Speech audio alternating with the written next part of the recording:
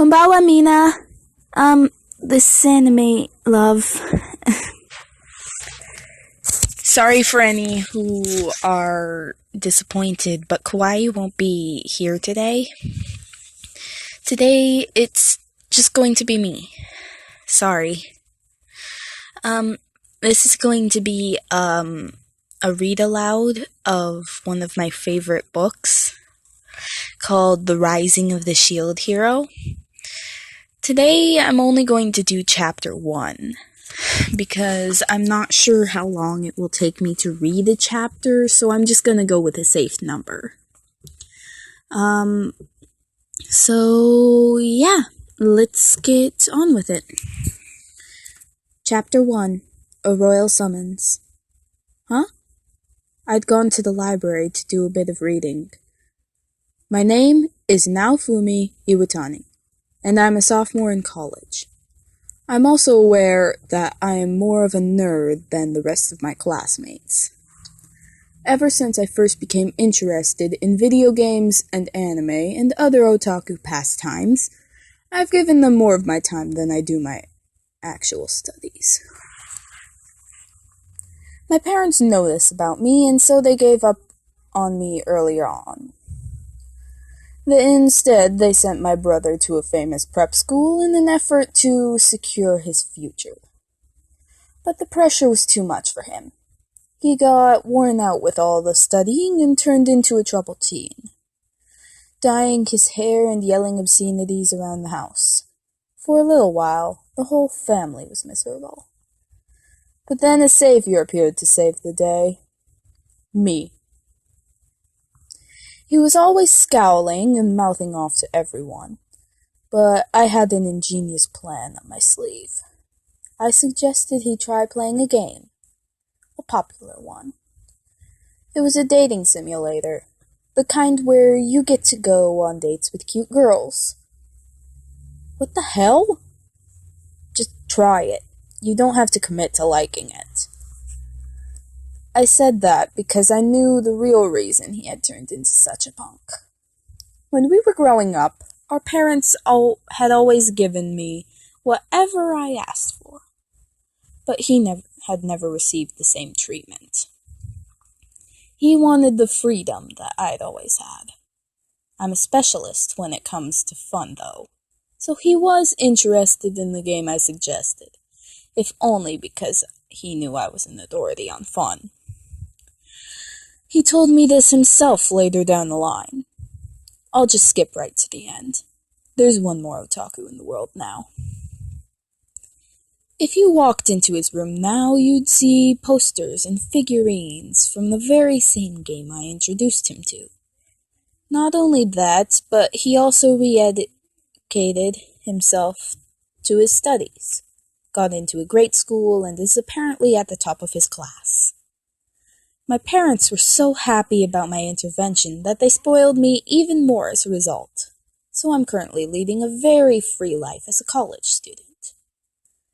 Okay, so that was a bit of a digression. I had gone to the library to do a bit of reading. My parents give me an allowance of 10,000 yen every month. The naughty games and magazines, light novels, and manga that my friends and I go through eat up that allowance pretty quickly. I have a part-time job that brings in about 50,000 yen a month, which is great, but the various festivals I take part in during the summer and winter months use all that money as well. My brother is not the sort of person to go out of his way to participate in a festival, but my parents rent a room for us near the festival grounds to encourage his participation. Well, whatever. They have their own lives to live, so they can't give me all that much money. They try to help cover tuition and rent, so that's plenty. So whenever I need to save money and I don't have all that much, I go to used bookstores or to the library to read. If I have free time, I like to play games online, but if you really want to be good at them, there's no end to how much time you could sink into a character. Besides, I consider myself a jack of all trades, and I'm not really the type to invest all my time in one particular thing. That, and even when I do get into a game, I don't really care about leveling up my character. I just end up obsessed with gathering money in the virtual world. Even as I'm writing these words, I have characters and rare items that I collected up for sale. Thanks to those sales, I somehow managed to secure free time for myself in the real world. Okay then, so I was there in the library when all this craziness started. I was looking over an old bookshelf in the corner that was dedicated to fantasy novels. I think that fantasy has a history at least as long as the recorded human history. I mean, if you think about it, even the Bible is a type of fantasy novel. The Records of the Four Holy Weapons? This really old-looking book just fell off the shelf. The title was pretty hard to make out, and I guess whoever had been reading it last hadn't taken the time to put it back securely. Whatever. Figuring it was probably destiny, I brought it back to the table, sat down, and opened it. It was the kind of book that starts off by telling you about the fantasy world itself. To sum it up, it seemed to be about a different world, one with an apocalyptic prophecy to worry about. The prophecy said that many waves of great destruction would wash over the world until nothing was left. To stave off disaster and escape destruction, the people would call for heroes from another world to come and save them. Or something like that, anyway. Well, the idea seems pretty cliché now, but something about the book being that old felt ironically fresh. So the four heroes each possessed a weapon: sword, spear, bow, and shield. I started to wince at the content.